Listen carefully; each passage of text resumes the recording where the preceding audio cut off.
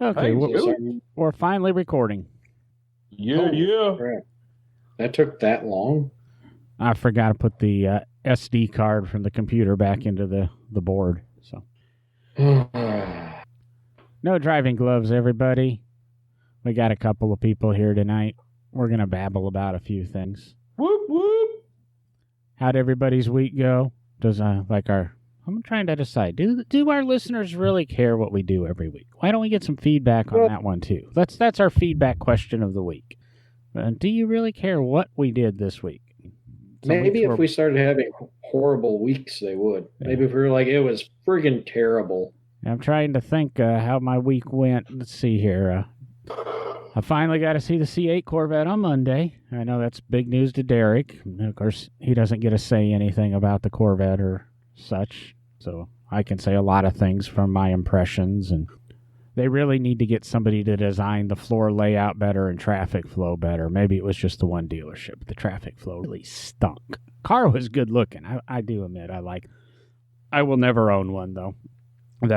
We'll discuss me and Corvettes and missing the opportunities to buy one in a future episode, I think. Do you like the interior? I did not sit in it. I didn't feel like waiting in line to sit in it. Like I said, I'm never going to buy one. I like the appearance of the layout and such, but I mean, it's a sports car. Is it supposed to be comfortable? What's your feeling on the interior? Yeah, I kind of dig it. Especially after looking at that one there at the Corvette Museum. I had a couple of questions to Derek about it, and he said that it was actually really comfortable, and the controls, the way they kind of run down that spine, right, from the top of the dash down to the center console, kind of look a little awkward. But Derek was like, "Man, it's really comfortable, and it's really easy to get to." And I think it looks like a very driver-oriented cockpit, and designed for a driver. It's not necessarily designed to necessarily have the driver entertained from the passenger seat, but it's I think if you're in the car and you're there to drive it, I think the layout works very well. I would agree with that. I think I did that this week. Played with a few other new cars. Researched battery tending devices and chargers. Maybe I should ask you guys what your preferences are for ongoing trickle chargers on vehicles. Curse the way Porsche doesn't have any built-in trickle charging devices, and they've got these crazy nuts on the batteries that basically are one-way lock nuts, so when they come off, you're kind of screwed. They almost strip the terminals when you take them apart.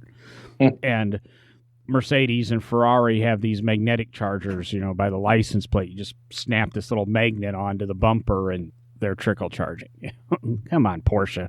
You're a great company. You do some cool things. Let's get the trickle chargers up. Yeah, we know we want your car. You want your cars to be driven, but face it, not all of them get driven. I did that. We hung some of the 24-foot diameter big-ass ceiling fans at work, and seeing how much room or air they move. I think when all 18 are in the building, various places. So that's kind of my exciting, jovial week. Where were you guys at? What were you? Will, you've been gone for a couple of weeks. Yeah, I don't think I've.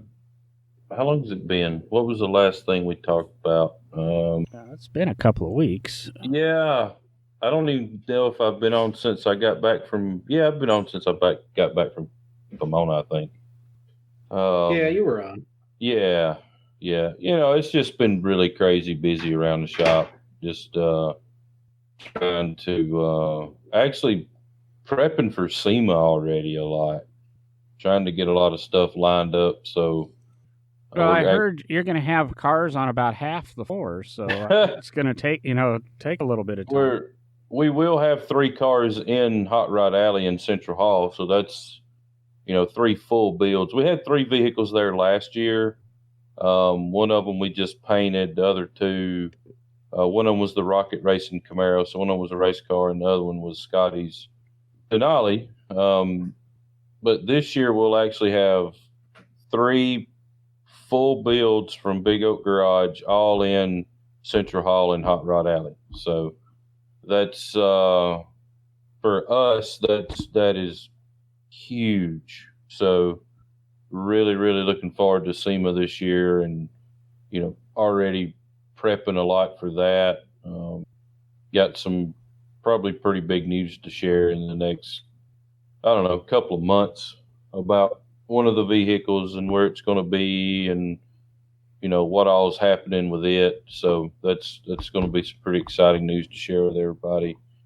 And just trying to get all this stuff organized and done on time and to the interior shops and back from interior shops, and finishing up the black and white 57 Chevrolet for it to debut in May in Bakersfield, California. So just got a lot going on, trying to get some new projects rolling. Can you say where you're debuting in May? Yeah, it's the called the Western Invasion Tri-5 show, put on by the American Tri-5 Association. It'll be their first Western, show in California. It's basically a continuation of the show that's in Bowling Green every year, the Tri-5 Nationals. So, we'll say, when in May is that? Because I think I may again this year. It's like May 1st and 2nd, or 2nd and 3rd. Okay. So that probably the same week that the McPherson Car Show is, and I just scheduled an event that day too. So. Yep. It's the same weekend. I mean, I just scheduled the event less than 6 hours ago, and now I realize, damn, I shouldn't have done that. But oops. Unfortunately, I won't be in McPherson this year for the car show, or whatever they call it now. I'd like to be there. It's just not going to work out for me. So. Well, I guess I just said it's not going to work out for me too. But so, Derek, what you up to? Oh, sitting on my hands, doing nothing as always. Now, let's see. Well, I just got back from the Miami Concours, actually. I saw some pictures or something of that. Playing with Z06s down there, right? Yeah, took the 1963 big tank Z06 out of the museum and took it down there to hang out with a bunch of supercars and hypercars and sports cars, and it was fun, actually. Had a lot of fun. Turns out that occasionally, a rain shower just blows in off the ocean, and it rains for a while, and then you get soaking wet and have to wipe a car off like 10 times in one day. But the fun that was good. Car shows. Exactly. Basically just, traveling, and then trying to have 2 major exhibit galleries overhauled and completely redone by the end of April. So spending a lot of time working. That's my life. I say I'm not familiar with. Yeah. Oh, I did get the, I don't know if I've mentioned it yet. I did get the clutch out of the 490 Chevy. I've got that out and getting it prepped to head off to have the leather face of the cone clutch replaced, resurfaced, whatever you want to call it. And once I get that back, we'll put the car back together and get driving it again. So you if I could speak English there, let me try some whole words. When we had Sean on, we were talking about sending that to Spec Clutch down here in Birmingham. Is that where it's going? Oh, that's right. I did talk about it. No, it's going to California. I can't even remember what I've talked about and what I haven't talked about. Jeez. I'm kind of scared. No, it's going to head out to California. I'm kind of scared about that because, he was a pretty good guest. Or thinking back, possibly doing some repeat guests, but I go, what the hell did we talk about? We had a focal point, but then I'm going to have to go back and start listening to some of our other shows. For the new listeners, there are 113 of them in the back catalog, all available for download at NoDrivingGloves.com. Oh my God, we've done 113 of these? This is 114, not including the 4 promo episodes. And we should be a lot Right. farther along, though, because we've been doing this now 2.5 years. Coming or up so. on 3 years. Maybe 3 years in July. So Yeah. It's crazy. You know, I still haven't seen the paycheck you promised. I never promised a paycheck. As a matter of fact, speaking of that, could you guys send a couple of bucks to help cover? If you visit our Patreon site, Yes, if our dang webmaster would get some links put up to it, but I will do that maybe tonight while I'm editing the shows. But I think we had a topic we were gonna. It's been on the topic board for probably a year, and we're going. This might be a very relevant thing to start discussing. Derek kind of pointed it out tonight, and even the list is short because things have changed. And, the topic is the GM casualties: Saturn, Geo, Hummer, Saab, Daewoo, Pontiac, Oldsmobile. And I can say the list has gotten longer, but maybe the list has gotten shorter. Where do we want to begin on that? Do we want to reminisce about... No, we don't, because we'll hear about it again. But do we want to reminisce about the various companies? Or... You broke up there really good, but I guess you've had a Pontiac. I've had a Saab. yeah. Will, did you have a Geo? Yeah, I had a Metro that put a big block Chevy in, blower, tubbed out. Is that like an RPO anymore from General Motors? You just click the box and you get an LS1 in any car. No, I said big block. I didn't say LS. It should be an option. Well, they don't make the LS anymore, so it would be an LT. But Well, but everybody LS swaps everything. I mean, oh yeah, I'm getting tired of I can't remember. I was in a conversation on that, and I was thinking in the back of my head, we need to have a car show that is cars without LS motors in them. Now, we might only have 8 cars at that show, but non-LS powered anything. Hey, I can show up. You couldn't show up in your truck. I'd say we better tell Derek about it now, because the 8 miles an hour as Chevy travels with that slipping leather cone clutch. Hey, when it's done, it'll go probably 45 to 50 flat out. Come on. Downhill with a tailwind, and you farted. Stop it. Shut it. So anyway, the topic is relevant tonight because GM's made 2 announcements recently that relate to what we want to discuss, which, of course, the announcements would be, I think it was yesterday, yesterday as of the night we are recording, folks, that they will be ending the production of Holden in Australia. And I don't know, maybe about a week or 2 ago, guys, that there were some rumors that came out, and it seems to be somewhat official that Hummer will be making a comeback as a competitor to John's friend's truck. The Riven? No, the Elon Cybertruck, yeah. And GM's deciding to go up against your buddy there, John, and bring the Hummer out as an electric vehicle. In 2022 is the plan. Have there been design sketches of that released, or was that just like an announcement at the Chicago Auto Show? Well, I mean, it really won't take much more than somebody older than, 5th grade to do the design of it to beat what Elon brought out. It's actually kind of cool looking. I just, of course, did the Google thing. That looks like a Hummer that was shown 15 years ago when Hummer existed. Yeah, it may be. Well, maybe they were just letting us know what the future was going to be. It's got more of a Jeep feel to it, Yeah, I guess the article here says it will debut May 20th, ahead of the on-sale date in fall of 2021. 1,000 horsepower, 745 kilowatts, generating 11,500 pound-feet of axle torque. 0 to 60 in 3 seconds. I guess that was announced February 6th. So, yeah, about...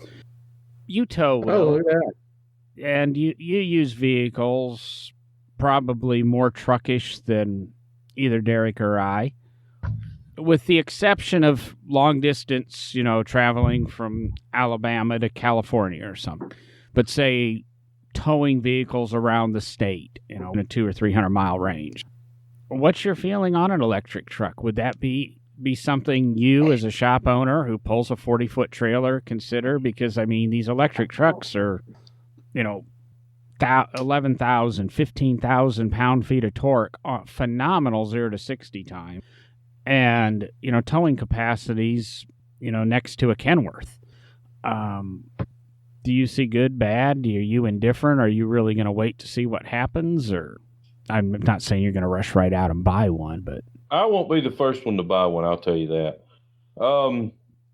I like having the knowledge of what's going on inside my vehicle. And with that being said, I've never messed with electric vehicles. They interest me, but as far as me really wanting to go out and get one to use for towing,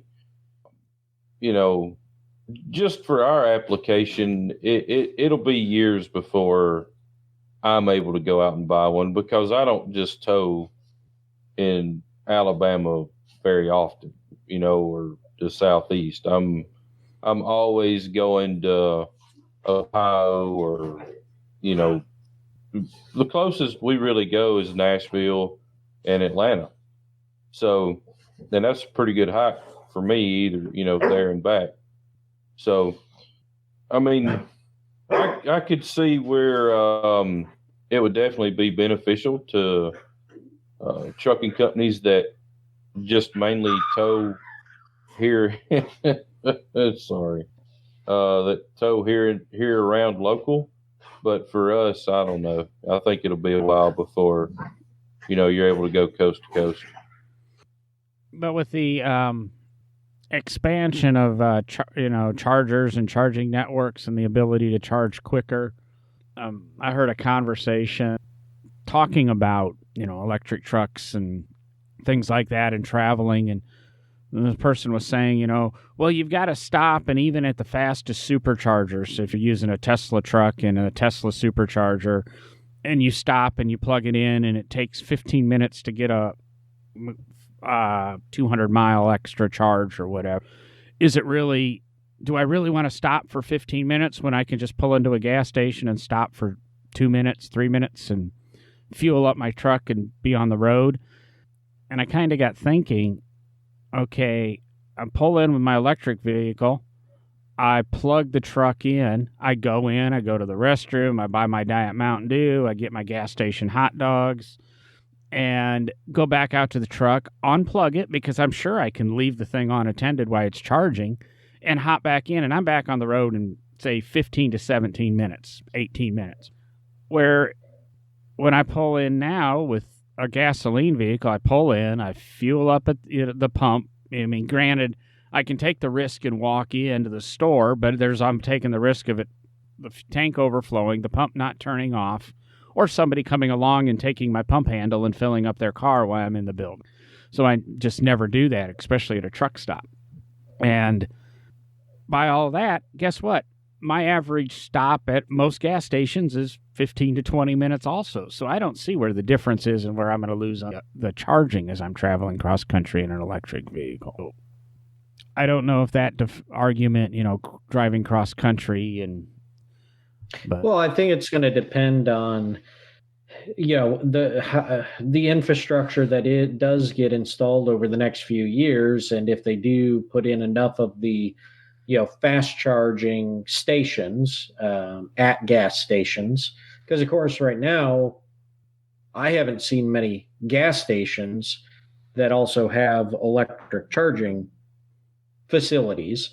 Most of the electric charging facilities you see are at either, here in Bowling Green, we have Tesla, one of the Tesla charging stations at the Meyer store. Actually, we have electric charging station at the Corvette Museum. We have I think 4 stations, if I remember right. I don't drive that way every day, so I never count how many we actually have. And I don't have an electric vehicle, but most Hampton Inns and the Hilton hotels, they all have. Yeah, they all have them. But so, John, your theory is that these will be at gas station type convenience stores where you're going to be able to run in, go to the restroom, grab a snack, grab a drink, whatever you want, and have the same amount of time. But at least that I've seen, that infrastructure is not there at the gas stations. So how does that impact it? Yeah, but I think as time goes on, I would almost bet that you're going to possibly see states beginning to install these things at their rest areas along the interstate. I mean, the infrastructure is being built out, and the Tesla supercharger stations are the first thing. But of course, they're my understanding, not owning a Tesla, they're proprietary to Tesla, and you can only charge Teslas at them. But most of them that I've seen are located with convenience nearby. There's a restaurant nearby, so you can charge while you're grabbing a bite to eat. To be honest, I think we're going to have one or two located at the new facility I'm at because we're very convenient to two interstates, and within 2 miles of one and within a quarter of a mile of another. And yeah, you'll plug in there, and then you got to walk across the street to McDonald's, or walk across the street to the gas station, or walk across the street for chicken wings. But you'd be, it's not quite the gas station. Pull in and, you choose, 87, 89, 92 diesel or electric at the pump. But I don't think we're too far off from gas stations starting to install charging bays. They might not be next to the pump. They might be on the outskirts. But I think overall we're going to find that by the time that all happens, and within the next 2 or 3 years, you're going to find it's going to take no longer to put a 200-mile charge on your car than it does to, fill up the tank of gas. And realistically, I believe most families are stopping every 200 for rest areas and that with the kids and that. Not everybody's a long-haul trucker like Will with a Mountain Dew bottle, and I don't ever understand why people do bottles, but need something. Liquids are different colors, but I'm a Gatorade bottle guy. Need that wide mouth deal. Huh? That's right. Need a little more area to aim at, But now that I've swayed us completely away from the whole topic, let's get back on track. What's everybody's opinion of bringing back Hummer as an electric vehicle? Are we missing? I want to touch on something before we completely change. Okay.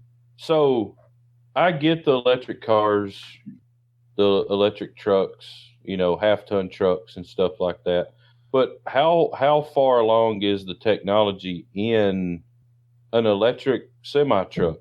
I mean, I hadn't really been keeping up with it, so I don't know. I'm sure that it's being worked on every day. Was that Derek?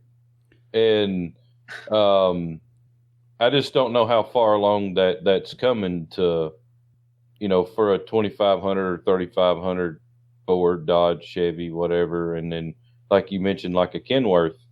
I mean, where's that technology at? Or is that being really pushed to the forefront, or what? Well, I think the semis, Tesla made a big splash a year or two ago when they introduced their semi, which, by the way, goes on sale in 2020.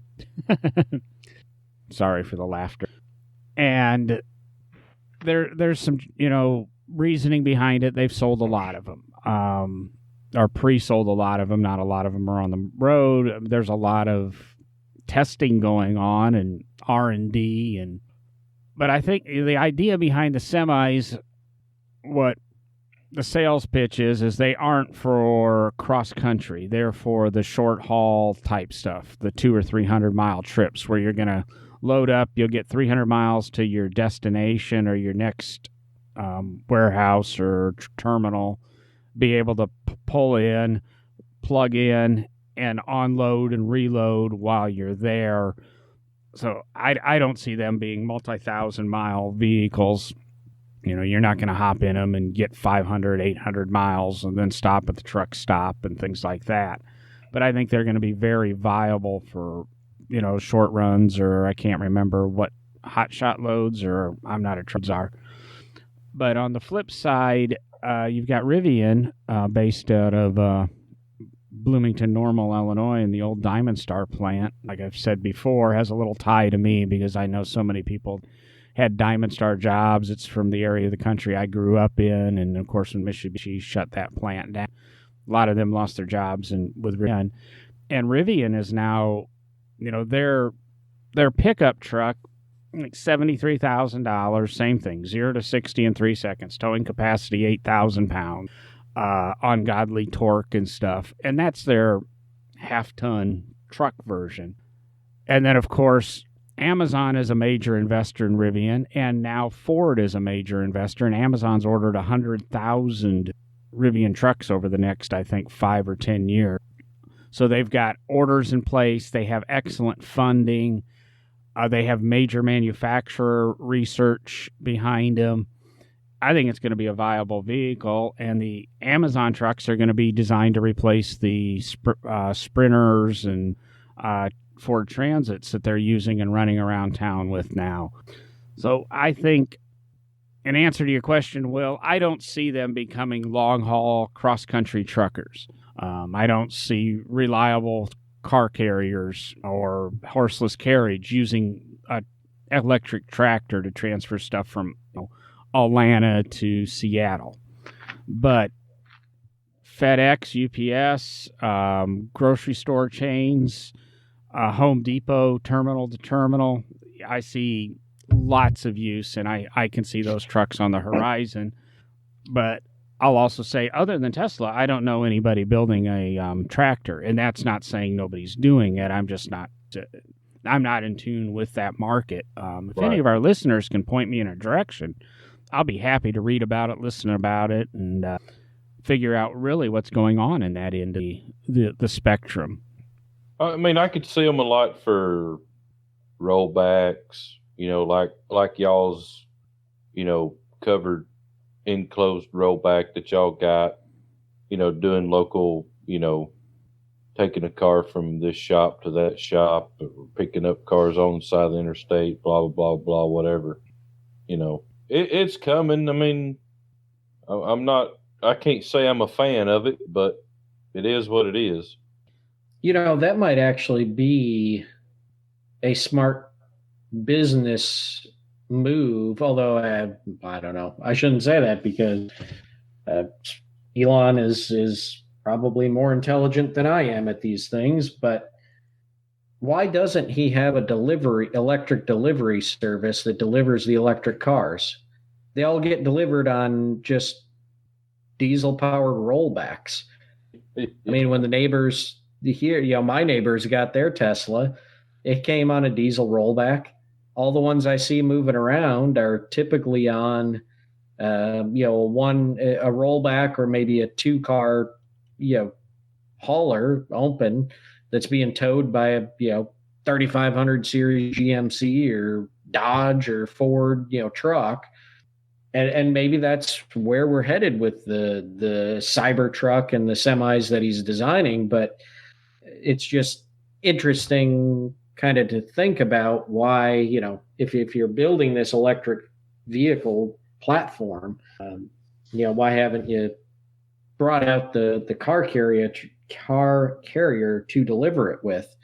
I can tie it to history if you guys want, because Alexander Winton, when he started building cars there in Cleveland, Ohio, he actually had the first vehicle delivery, to deliver his Wintons. He took one of his Wintons, cut the body off of it, just had a driver's seat on it, and actually put a hitch system on it and had a little wagon to deliver his Wintons to people in the Cleveland area. There you go. I could tell you my theory behind Tesla and how they're delivering their vehicles to customers, but that's kind of talking about the same thing over and over again. But while you were discussing that a little bit, Derek, I went ahead and did the good old Google search, electric semi-trucks. Well, Daimler's supposed to has electric semis in testing fleets now that go on sale to the public in 2021. Freightliner, which is also basically this, Freightliner and Daimler or Mercedes are all owned by the same company. Their Freightliner will have a electric truck goes on sale. There looks to be a company called Nikola, whatever Tesla's first name is, doing a truck. Just depends on what part of the country how you say it. Yep. Penske and NFI are two companies that have ordered the Daimler electric semis. Volvo's got an electric semi truck, and I don't see a release date on it. But there's another company, Neuron. So there are a bunch of companies doing electric semis. So my guess is, 2021, there's going to be a lot of voltage running down the road. It's interesting. Some of the other podcasts and the other fuel stuff, and I crossed a semi that's supposed to, where'd that article go? Hydrogen, there's a couple hydrogen cars out there that people are using. I can't find the article all of us. A hydrogen electric semi. So I guess you're using hydrogen to, I don't know, power this bomb down the road. I've just got all these bad pictures of the explosive natures of hydrogen and volatility of lithium ion and cell phones. But so quick Google search, and there's a bunch of semi trucks that are being developed, and Tesla has obviously got the most noise around them. No pun intended.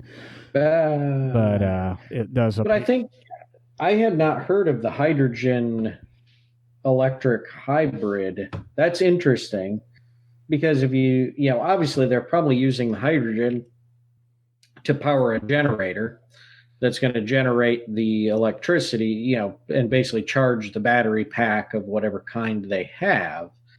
And John, I think you and I have actually talked about it on the show before, is the idea of the diesel electric locomotives that are already out there, a proven technology, and why that hasn't, in some fashion, and hydrogen would be a little cleaner method of running a generator to develop the electricity.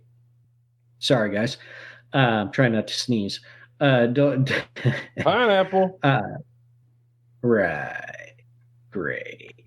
Anyway, a hydrogen-powered generator to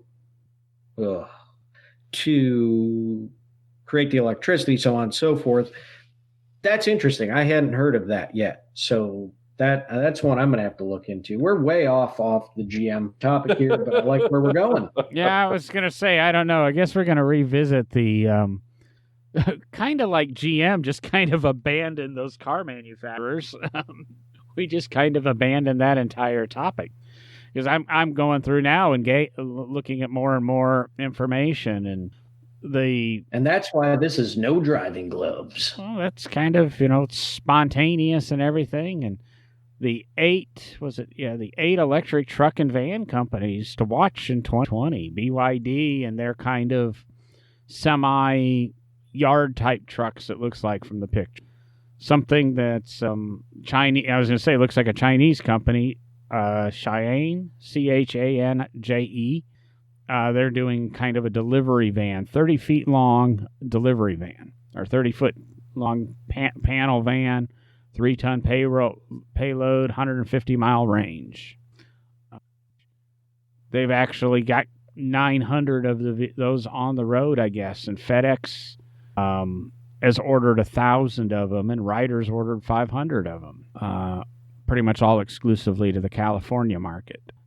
Daimler trucks, their big rig, let's see here, 250-mile range. The Freightliner version is 230-mile range. So again, more of a short-haul type thing. Nikola, I just saw something that looks like Volvo's bringing one out too. Yeah, here it is Nikola Motors. We know that Tesla Inc. was named for me. Let's see here. It's either each semi truck will be available with either fully electric or hydrogen fuel cell electric capabilities. That's where it comes. And anticipated ranges between 500 and 700. That's pretty good. 700 miles. I mean, that's a good. That's a good trek when you consider 70-mile interstate or 70 mile an hour on the interstate, and that's 10 hours of straight driving. And I'm not I don't hold a CDL license, but what's the maximum you can drive? Is it 10 or 12 or 14? It's like 10 hours. Yeah. So I thought it was like 8 to 10 right now. It's not 10 hours of straight driving. It's like you can be like clocked in on the job for 10 hours. Like, you got to take 15-minute breaks and then lunch breaks and, all that. I think by the time it's all said and done, you got 10 hours now. I'm not going to say what we generally do because. Well, you're not CDL because you're private. Well, yeah, we are not for hire. Yeah. What we try to do, like when Dad and I take off and go to California, we try to do between 900 and 1,000 miles a day. And that's split between two people. So again, you're 500 miles a person. Right. That's split between two people. Whoever, we drive, that's basically 4 tanks of fuel. We just alternate. Generally, my dad starts out and I'll finish it up. So, so a 500 to 700 mile range in a semi is very reasonable. That's very reasonable, especially if you can say recover and say not get a full charge, but add, if you can stop for 15 minutes and add 30 miles or 40 miles, by the time you take your breaks and do what you've got to do legally to stay on the road, you could do 1,000-mile day. Now, here's my question, John. Is that 500 to 700 miles empty, pulling an empty trailer? Is that full payload? It shouldn't matter. I mean, because if you've got that much torque, it's not going to know if there's anything back there or not. And that may be the 500 to 700 mile deal too, though. Yeah. And I want to say, I don't think most of these companies are trying to lie, because if you say 500 to 700 miles and I'm leasing 1,000 trucks to various companies across the country, and all of a sudden you put these trucks out and, you're hauling 80,000 pounds. I realize truck and trailer included. And you're driving, all of a sudden these things are turning out 250 miles. You're not going to get a reorder. So I think that, with the exception of 1 or 2 companies, I don't see the companies that really want to make a go of it, especially Mercedes and Freightliner, lying about their range. Of course, we just talked 250 miles in a Daimler truck, or 700 miles in this Nikola truck. But Rivion's got theirs. Trying to see, which is more like a panel van or such. So there's a question, Will. If a hauler does come out that can go 700 miles in one charge, and then you do figure in, okay, I got to stop for lunch quick, and that's a half hour, and I plug it in, I get an extra, 100 miles. Does that make it more likely that you would buy one of the electric setups? Absolutely. I mean, I would strongly consider it. Just because that would work for me. And these you used the term hot shot hauler a minute ago. What that is are basically guys doing kind of like what I do once a month, except I'm hauling my own cars. It's what they do for a living. They find something to haul, coast to coast or, stay strictly on the East Coast or whatever. But, they're hustling pretty hard and they put in long hours too. And, it would work for those guys too that are, have a 2,500 or a 3,500 diesel powered, truck. And I mean, if they can get it to where you can get, I'm going to say 700 to 1,000 miles, a day almost, then I would strongly consider looking into that. So when are you going to build your first electric hot rod? Well, as soon as somebody wants me to, I'd do it. Did you hear that, John? 11 hours.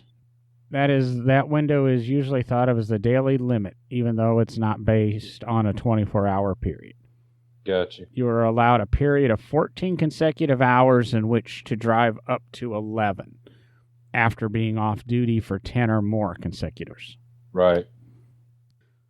So again, I still think that, Will's right. I think if you're in that 600 to 800 mile range with your truck, you're pretty good.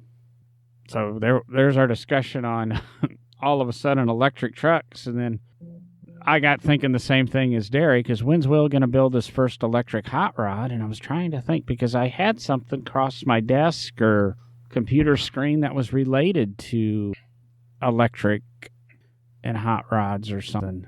I know how I would want to build my first electric hot rod. I don't really want to share it publicly, but I know how I would want to go about doing it, whether it could be done or, well, absolutely it could be done.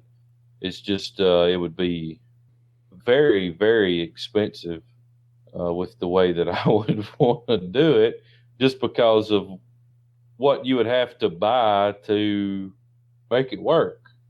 So a wrecked Tesla? No. I'll tell you when we get done recording. I know we've talked about it on the side a little bit, and I know you're kind of holding that. And I've talked. And for any of the listeners that want to know, just feel free to call Will and sign a contract and send a whole lot of money his way. And hopefully have some good resources, because with what I want to do, I have no resource right now. I would have to find it and create it, but I could do it. There's no doubt. And it would be one bad-ass hot rod, I promise. I'm just wondering that, of course, okay, you build this hot rod or however you want to with the electric drivetrain. And we're talking about trucks here that are going 0 to 60 in 3 seconds. And what does the new Porsche 0 to 60 in? Which is, but it doesn't have a turbo. It's dang near the fastest electric vehicle out there. Okay, I'm looking at a 6,000 pound Hummer or Rivian 0 to 60 in 3 seconds, and I can tow 8,000 pounds or have 11,500 pound-feet of torque. Or I can get a Porsche Taycan Turbo S for double the money, $180,000, $200,000 without any options. And we're looking at 0 to 60 in 2.6 seconds. That kind of leads me to the question of, are we going to really blur the lines here? I mean, Riven's got their R1S, which is an SUV. It looks a lot like a Lincoln Navigator or the Lincoln, is it the Aviator or whatever? I can't remember, the one that's just below the Explorer size. And those are the performance figures. 2.93 seconds for that to go that fast. Do we have to have a Porsche anymore if you want to go? I mean, if I get into a Porsche Turbo S right now, it's 0 to 60 in 2.9 seconds, gas-powered car, and I get into a Ford F-150, I'm 0 to 60 in 5 or 6 seconds. All of a sudden, you're losing drag races in your $200,000 Porsche to pickup trucks? What's wrong with that? I like it. I like the sounds of it.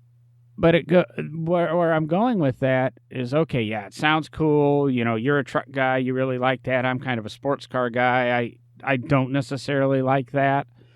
But will we see a change in the way people buy? Will people buy the large Rivian for whatever, $100,000 as opposed to the Porsche for $200,000 because I'm getting the same performance? I'm going to 0 to 60 in the same period of time. I'm probably getting, I haven't heard if you get the neck snapping acceleration in the pickup truck that you do in the Taycan. I've heard that the Taycan Turbo S is just damn near painful to drive. It launches so hard. I'm just wondering, we already know that the electric hydrogen movement's going to change a lot of cars, and it's in touching on our topic last week, car guys cool and general public not. This could really sway a lot of things. Will it move car guys a little bit more to the electricity? And take Will for situation, for example. If he's got a truck that can go 0 to 60 in 2.93 seconds and can also tow his 48-foot trailer across the country, is he really going to want to build that shop truck that, with the big block and everything? Yeah, probably. But I'm gonna absolutely. I'm gonna jump in first here and say that I don't think it's going to change anything, John, because I think most of the people that are buying the Porsches and the whatever else, Ferrari, Lambos, Paganis, whatever is out there, they're not doing it. I mean, some of it they're doing for the performance, but a lot of them, especially with a car like a Porsche or a Ferrari, or even in the Corvette world, they're buying it because of the brand loyalty and the name behind it. They're not strictly doing it for the 0 to 60 numbers, the overall performance numbers. There's the, again, brand loyalty that's attached to that, and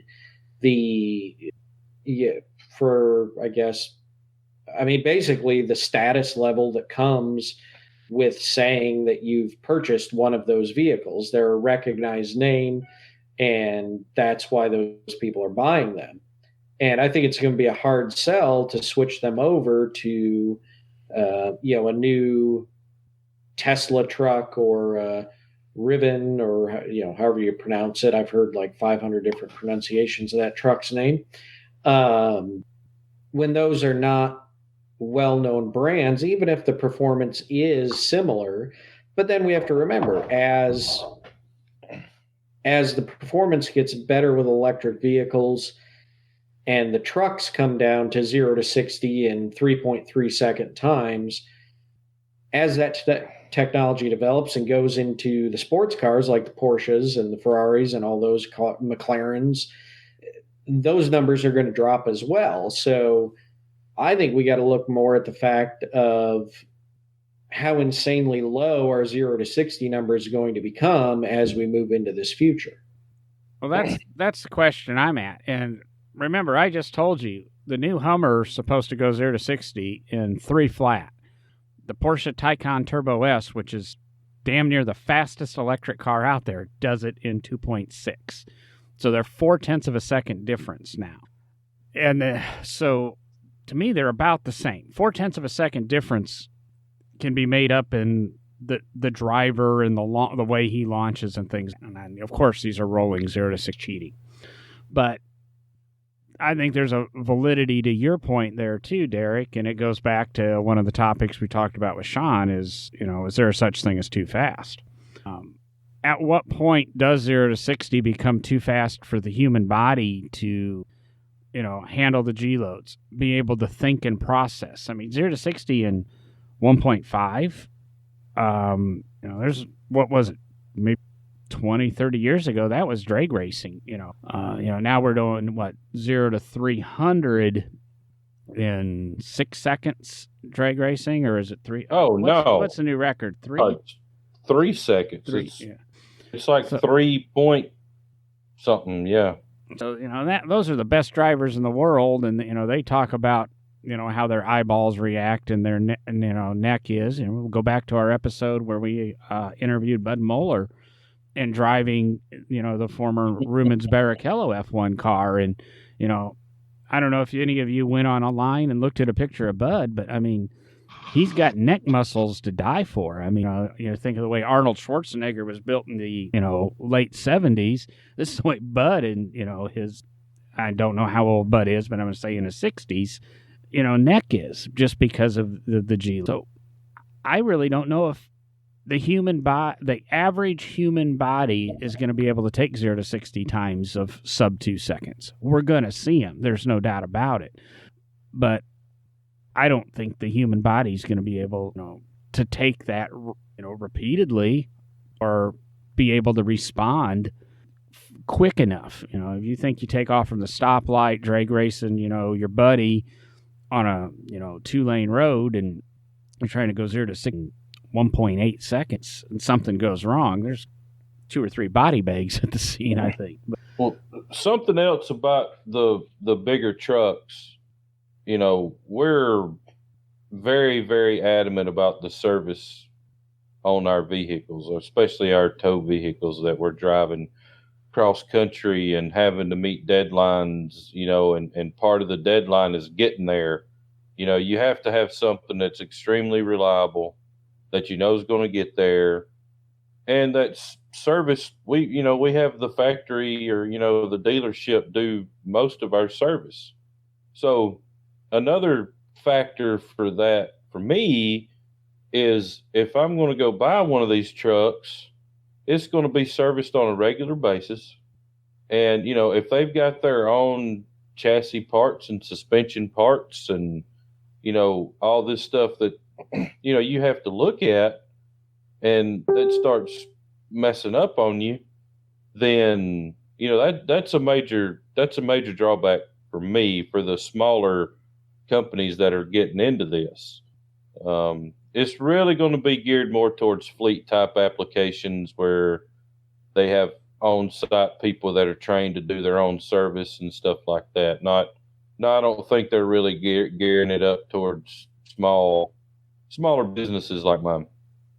Now, you do have to remember, on the serviceability, there's so many fewer parts, if that's a proper way of saying that. What? How did that? Many fewer? What? Hey. There's a lot less serviceable parts on an electric application, but you still have to turn those wheels and tires. You still have bearings. You still have control arms. You take the motor out of a diesel truck. There's still a lot of stuff there that you have to check, that you have to service, that that's actually government requirements for vehicle inspections and stuff like that. And electrical systems. Electrical systems can be the biggest nightmare on the planet for a vehicle. So, if they don't have all that stuff dialed in to a T, then it's going to be one absolute nightmare. Just remember, never let the smoke out of the wires. That's right. Yes. Really, really hard to put it back in there. Mm-hmm. But no, I mean, I think, Will has a point. John has a point. Will's point is, you've still got the entire chassis and, serviceable components of the body, interior, etc., that have to be maintained. Yes, John, your point, you have a lot less moving parts than you have in just the internal combustion reciprocating engine to a electric motor or electric motors, depending on how they're going to do this. But you've still got to service all the stuff, like Will says. Basically you're thinking of the electric motor just like, it's going to be just like rebuilding or cleaning a generator on an old car or something. You're pulling the thing apart. You're going to have to clean brushes and bushings, and I'm sure they have brushless motors now. Sorry, but you still have all that service that has to be done. So, Are you getting rid of some moving parts? Yeah, but is it really going to be? I don't know that it's going to be any better. I think it's going to be fairly equivalent. If you don't know how to work on it in the beginning, it is going to be a pain in your butt. Yeah, and I totally agree with Will in that because I'm a big proponent. I point out to people all the time when, oh, it's got a new motor in it, so it's like new. Or you see, again, we go back to Facebook Marketplace. It's got 0 miles on it because we put a new motor in. Yeah, but it's still a 1993 Chevrolet 1500 pickup, Right. and it's got 180,000 miles on the ball joints and the shocks and the leaf springs and everything else on the truck. You can rebuild everything on a used vehicle, and guess what? It's still a used vehicle. Mm-hmm. Says the guy that rebuilds cars for a living. Says the guy that rebuilds. Wait, I do too. Never mind. I won't say it. Says the guy who advises people on buying. Now, wait, mine are really old, so I guess they're just really used. Is that what it is? Extremely used. Okay. Yeah, but the nice thing about your used, there's not a Carfax on it. That's true. There's another show topic is Carfax and vehicle report. I was about to go off on that, but we'll get to that at another save episode. it for another day. Yeah. But speaking of the old cars, I did throw around the idea on the show with Sean. I think it was the last episode we mentioned it. But if anybody from Uber is listening and listens to our podcast, I'd love to talk to people about starting an Uber Classics, where we actually use classic and antique cars for Uber rides. Yeah, that was the last episode, and okay, Sean talked about his Uber, and he's done a little bit of that, and you talked about getting into it with the. And I said, I went ahead and registered everything to do Uber last year with the S. And I said, geez, I'll run over and I'll just go ahead and register the Fusion, and if I feel bucks, to get the inspection done.